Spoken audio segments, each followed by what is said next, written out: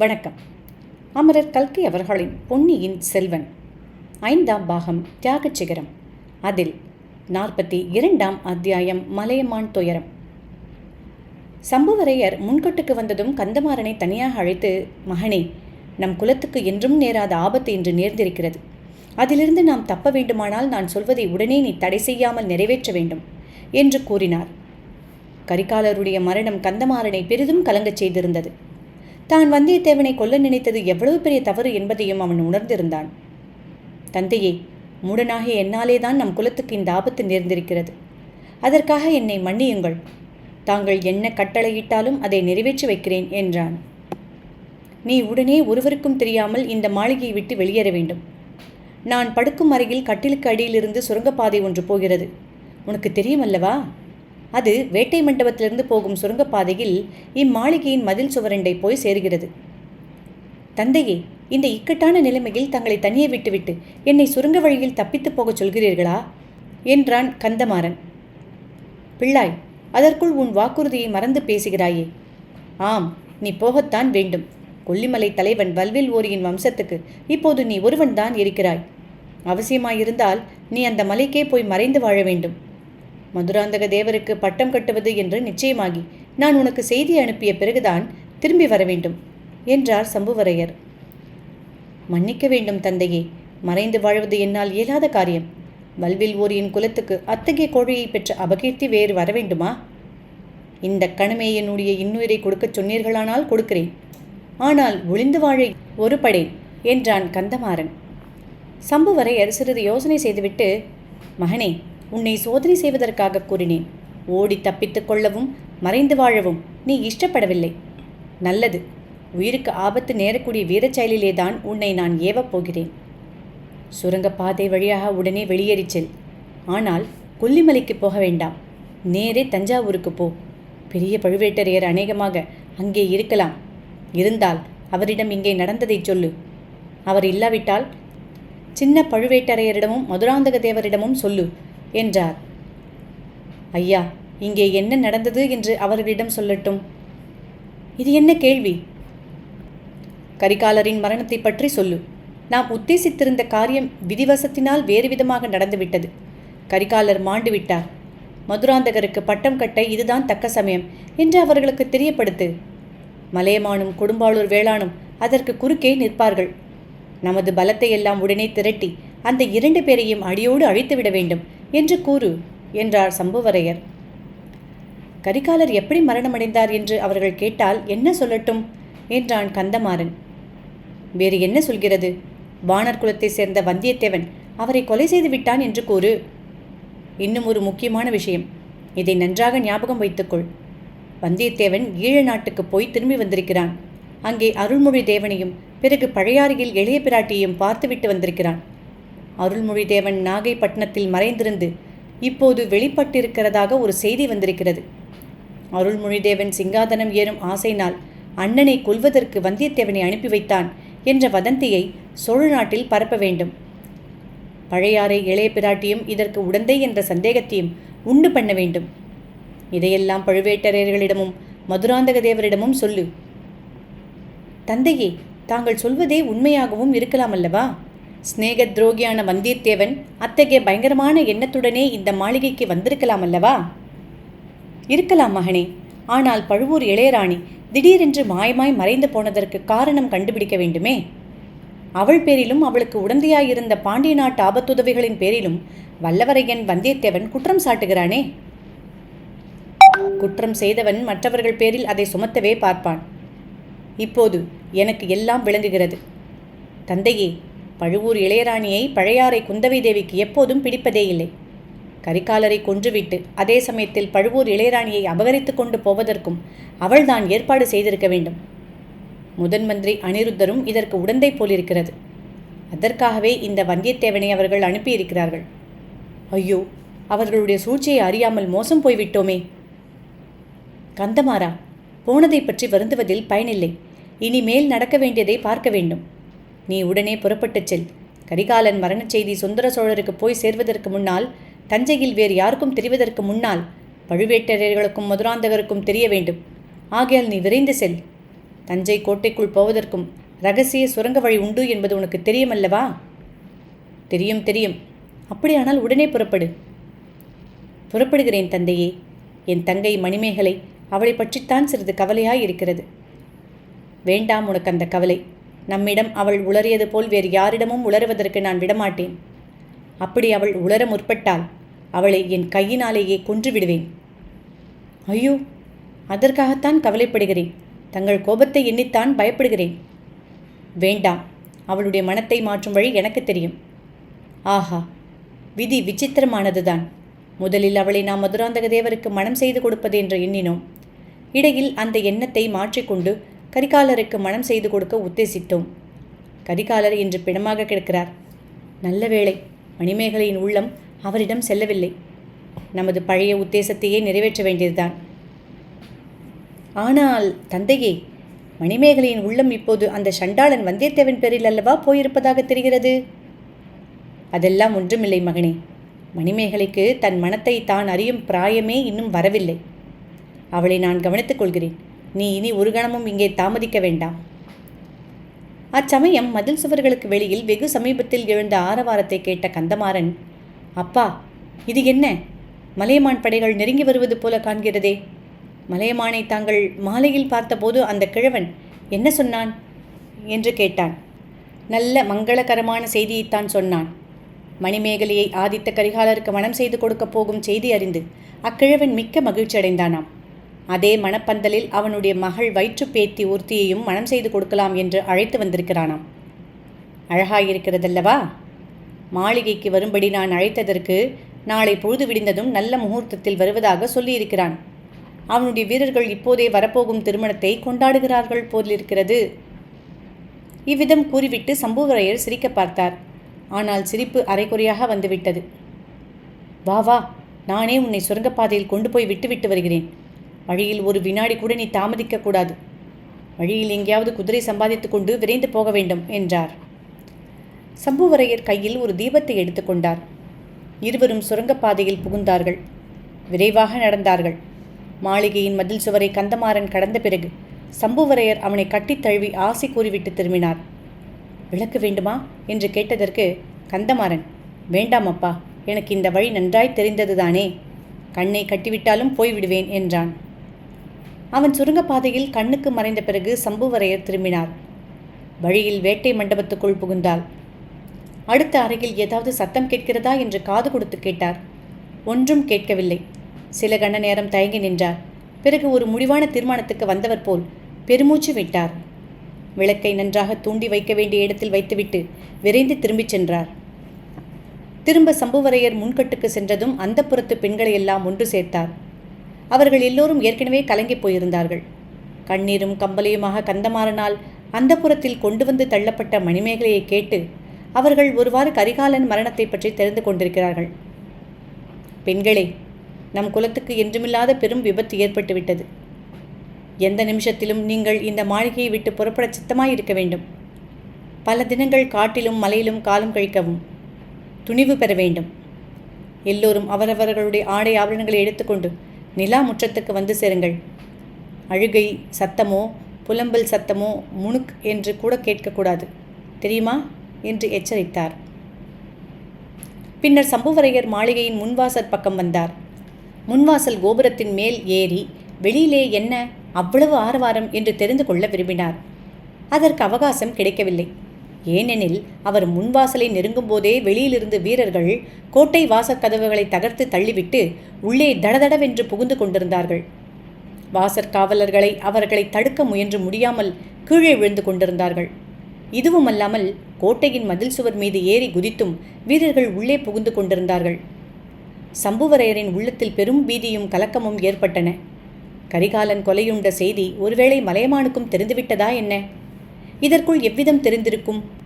தெரிந்தால் தெரியட்டும், எப்படியும் தெரிந்துதானே தீர வேண்டும். ஆனால் இன்னும் சிறிது நேரத்துக்கு இவர்களை இங்கேயே நிறுத்தி தாமதப்படுத்தி வைக்க வேண்டும். அரை நாழிகை நேரம் தாமதித்தால் போதுமானது. அதற்குள் நாம் உத்தேசித்த காரியம் நிறைவேறிவிடும். கோட்டை வாசலுக்கும் மாளிகை முகப்புக்கும் நடுவில் இருந்த நிலா முற்றத்தின் நடுவில் சென்று சம்புவரையர் கம்பீரமாக நின்றார். அவர் கையிலே கூரிய வாள் மின்னியது. அவருக்கு பின்னால் 7-8 வீரர்கள் நெடிய வேல்களை பிடித்து கொண்டு நின்றார்கள்.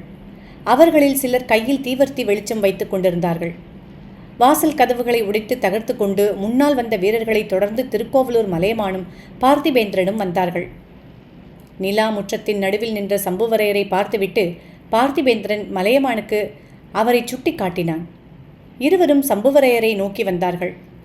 அருகில் வரும்போதே மலையமான், சம்புவரையரே, இது என்ன நான் கேள்விப்படுவது? அத்தகைய பாதகத்தையும் செய்வீரா? ஓஹோ, இது என்ன? கையில் வாளுடன் நிற்கிறீரே, உமது உத்தேசம் என்ன என்று கேட்டுக்கொண்டே வந்தார். அந்த கேள்வியை உங்களிடம் கேட்கத்தான் நிற்கிறேன். உங்கள் உத்தேசம்தான் என்ன? வாசற்கதவை தகர்த்து கொண்டு வந்ததின் நோக்கம் என்ன? சற்று முன்னால் நான் வந்து தங்களை அழைத்தேன். நாளைக்கு நல்ல வேளை பார்த்து கொண்டு வருவதாக சொன்னீர்கள். சம்புவரையரே, நல்ல வேளை இப்போதே வந்துவிட்டது. அதனாலே தான் வந்தேன். ஆதித்த கரிகாலன் எங்கே? வீரபாண்டியன் தலை கொண்ட வீராதி வீரன் எங்கே? சேவூர் போர்க்களத்தின் வெற்றி வீரன் எங்கே? என் பேரன் எங்கே என்று மலையமான் கேட்டான். என்னை கேட்டால் எனக்கு என்ன தெரியும்? இளவரசருக்கு இஷ்டப்பட்ட இடத்தில் அவர் இருப்பார். அந்த முரட்டு பிள்ளையிடம் நான் எவ்வித பேச்சுவார்த்தையும் வைத்துக் கொள்வதில்லை என்றுதான் முன்னமே தங்களிடம் சொன்னேனே. பார்த்திபேந்திரனுக்கும் அது தெரிந்த செய்திதான். அடே சம்புவரையா, இவ்வாறு வீண் சாக்கு போக்கு சொல்லி ஏமாற்ற பார்க்காதே. ஆதித்த கரிகாலனை உடனே கொண்டு வந்து எங்களிடம் ஒப்படைத்து விடு. இல்லாவிட்டால் உன்னுடைய இந்த கோட்டை, கொத்தளம், மாளிகை எல்லாவற்றையும் இடித்து தகர்த்து மண்ணோடு மண்ணாக்கி விடுவேன் என்று திருக்கோவலூர் மலையமான் கர்ஜித்தார். பார்த்திபேந்திரா, இந்த கிழவன் என்ன பிதற்றுகிறான்? இவனுக்கு திடீரென்று பைத்தியம் பிடித்து விட்டதா? இளவரசரை கொண்டு வந்து இவனிடம் ஒப்புவிப்பதற்கு நான் யார்? இவன்தான் யார்? இளவரசரை நான் சிறைப்படுத்தி வைத்திருக்கிறேனோ, அல்லது இவன் இளவரசரை சிறைப்பிடித்து கொண்டு போகப் போகிறானா என்றார் சம்புவரையர். பார்த்திபேந்திரன் சிறிது சாந்தமான குரலில், சம்புவரையரே, பதற வேண்டாம். கிழவருக்கு கோபம் வர காரணம் இருக்கிறது. இதோ இந்த ஓலையை பாருங்கள், தாங்களே தெரிந்து கொள்வீர்கள் என்று கூறி சம்புவரையர் கையில் கொடுத்தான். அவரதை பின்னால் பிடிக்கப்பட்ட தீவர்த்தியின் வெளிச்சத்தில் நன்றாக உற்று பார்த்தார். இளவரசர் ஆதித்த கரிகாலன், உயிருக்கு ஆபத்து, உடனே படைகளுடன் வந்து காப்பாற்றவும் என்று அந்த ஓலையில் எழுதியிருந்தது. அதை படிக்கும்போதே சம்புவரையர் முகமெல்லாம் வியர்த்தது. முன்னர் கரிகாலருடைய சடலத்தை கண்டதும் அவருடைய உடல் நடுங்கியது போல் இப்போதும் ஆடி நடுங்கியது. இது என்ன சூழ்ச்சி? இது என்ன சதி? யார் இப்படி ஓலை எழுதியிருக்க முடியும் என்று தடுமாறினார்.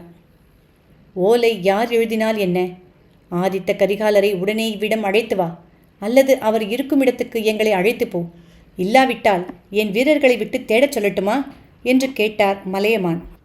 ஆகட்டும் ஐயா, கரிகாலர் இருக்கும் இடத்துக்கு உங்களை அழைத்து போகிறேன். பார்த்திபேந்திரா, உனக்கு அந்த இடம் தெரியும். பழுவூர் இளையராணியின் அந்தப்புறத்துக்கு போயிருக்கிறார் என்று சற்று முன் அறிந்தேன். அங்கே இவரை நீயே அழைத்து போ என்றார் சம்புவரையர். பார்த்திபேந்திரன், ஆம் தாத்தா, வாருங்கள், நானே உங்களை அழைத்து போகிறேன் என்றான். இப்படி சொல்லிவிட்டு பார்த்திபேந்திரன் பழுவூர் இளையராணி நந்தினி தங்கியிருந்த அந்தப்புறம் இருந்த திக்கை நோக்கினாள். ஐயோ, இது என்ன என்று அலறினான். ஏனெனில் அவன் பார்த்த திக்கில் அப்போது தீ கொழுந்து விட்டு எரிந்து கொண்டிருந்தது. தீயின் கொழுந்துகளுக்கு மேலே கரிய புகை மண்டலம் அடர்ந்திருந்தது. அவன் பார்த்த திசையை எல்லோரும் பார்த்தார்கள். தீ தீ என்ற பீதி நிறைந்த ஒலி எல்லாருடைய கண்டங்களிலிருந்தும் கிளம்பியது. பார்த்திபேந்திரன் சிறிது திகைப்பு நீங்கியவனாய், சம்புவரையரே, முதலில் இந்த ஓலையை நான் நம்பவில்லை, இப்போது நம்புகிறேன். ஏதோ சூழ்ச்சியும் சதியும் நடந்திருக்கின்றன. பாட்டா, இந்த சதிகாரர்களை உடனே சிறைப்படுத்தச் சொல்லுங்கள். நான் போய் இளவரசர் இருக்கும் இடத்தை பார்த்து தேடி அழைத்து வருகிறேன் என்று சொன்னான். சம்புவரையர் மறுபடியும் பழைய தைரியமான குரலில், ஆமாம் பார்த்திபேந்திரா, சூழ்ச்சியும் சதியும் நடந்திருக்கின்றன. ஆனால் செய்தவர்கள் நீங்கள். என் அரண்மனையின் கதவை தகர்த்து கொண்டு புகுந்தீர்கள். உங்கள் வீரர்களை ஏவி விட்டு தீ வைக்கும்படி சொல்லியிருக்கிறீர்கள். இளவரசருக்கு ஏதேனும் ஆபத்து என்றால் அதுவும் உங்களாலே தான் நேர்ந்திருக்க வேண்டும். ஜாக்கிரதை, இதற்கெல்லாம் பழிக்கு பழி வாங்கும் காலம் வரும் என்றார். பார்த்திபேந்திரன் அவருடைய வார்த்தைகளை பொருட்படுத்தாமல் ஓடினான். அதே சமயத்தில் சம்புவரையர் வீட்டு பெண்கள் கும்பலாக மாளிகைக்குள்ளே இருந்து நிலா முற்றத்துக்கு வந்தார்கள். அவர்களுடைய மனக்கலக்கத்தை அவர்கள் முக பாவங்கள் வெளிப்படுத்தின. ஆனால் யாருடைய குரலிலிருந்தும் ஒரு சிறு முனகலாவது விம்மலாவது கேட்கவில்லை. அவர்களில் சிலருடைய கவனம் மாளிகையின் பின்புறத்தில் வெளிச்சமாக தெரிந்த இடத்திற்கு சென்றது. ஒருவரை ஒருவர் கட்டி அணைத்து கொழுந்துவிட்டிருந்த தீச்சுடரை காட்டினார்கள். மணிமேகலையும் அதை பார்த்தாள். உடனே, ஐயோ, தீ தீ, அவர் அங்கு இருக்கிறாரே என்று அலறிக்கொண்டு அந்த திக்கை நோக்கி ஓடத் தொடங்கினாள். சம்புவரையர் குறுக்கிட்டு அவளை நிறுத்தினார். அவளுடைய முகத்தில் பள்ளார் என்று ஒரு அறை கொடுத்தார். பிறந்தது முதலாவது யாரும் தன்னை இப்படி நடத்தி அறியாதவளான மணிமேகலை, சம்புவரையரின் கண்ணுக்கு கண்ணான செல்ல பெண் மணிமேகலை தந்தையை வெறித்து நோக்கிய வண்ணம் ஸ்தம்பித்து நின்றாள். சம்புவரையர் சிறிது இறங்கிய குரலில், அசட்டு பெண்ணே, உனக்குத்தான் முன்னமே நான் எச்சரிக்கை செய்திருந்தேனே, ஏன் எனக்கு கோபம் வரச் செய்கிறாய் என்று கூறிவிட்டு, அதோ பார், நீ அலறி அடித்து கொண்டு ஓட வேண்டிய அவசியமில்லை என்பதை தெரிந்து கொள் என்றார். சம்புவரையர் சுட்டிக்காட்டிய திசையிலிருந்து வந்தியத்தேவன் தள்ளாடி தள்ளாடி நடந்து வந்து கொண்டிருந்தான். அவனுடைய தோளின் பேரில் ஆதித்த கரிகாலன் உயிரற்ற உடலை சாத்தி எடுத்து கொண்டு வந்தான். சம்புவரையருக்கும் அவருடைய மகளுக்கும் நடந்த விவாதத்தில் கவனம் செலுத்திய மலையமானும் இப்போது வந்தியத்தேவனை நோக்கினார். அவன் மெல்ல மெல்ல தள்ளாடி வருவதையும் அவனுடைய தோளில் யாரையோ தூக்கி கொண்டு வருவதையும் கண்கொட்டாமல் பார்த்து கொண்டு நின்றார். ஏனோ அவருடைய முதுமை பிராயம் அடைந்த உடம்பு நடுங்கியது. உள்ளத்தில் ஒருவித திகில் உண்டாயிற்று. கிட்ட நெருங்கி வந்தவனை பார்த்து ஏதோ கேட்க விரும்பினார். ஆனால் நான் எழவில்லை. தொண்டை அடியோடு அடைத்து கொண்டு விட்டது. வந்தியத்தேவன் மலையமானை பார்த்து கொண்டே அவர் அருகில் வந்தான். ஐயா, இதோ இளவரசர் கரிகாலர். வீரபாண்டியன் தலை கொண்ட இந்த வீராதி வீரரை உயிரோடு தங்களிடம் கொண்டு வந்து சேர்க்க என்னால் இயலவில்லை.